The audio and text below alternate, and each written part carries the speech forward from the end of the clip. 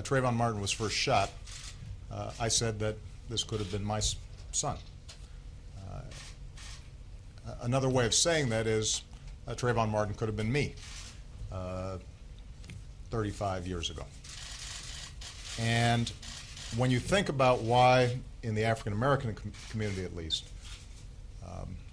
there's a lot of pain around what happened here, I think it's important to recognize that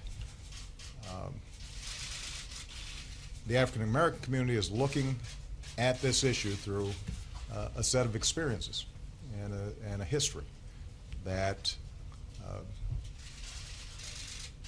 that doesn't go away.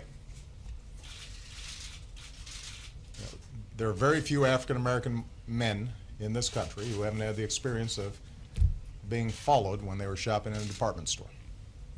That includes me. There are very, very few African American men who haven't had the experience of walking across the street and hearing the locks click on the doors of cars. That happens to me, at least before I was a senator.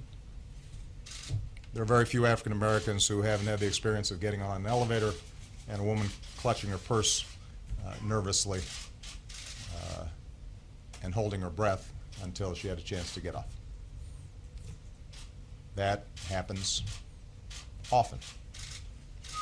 And I don't want to exaggerate this, but those sets of experiences inform how the African American community interprets what happened one night in Florida. And it's inescapable for people to bring those experiences to bear. The African American community is also knowledgeable that there is a history of racial disparities in the application of our criminal laws. Everything from the death penalty to enforcement of our drug laws.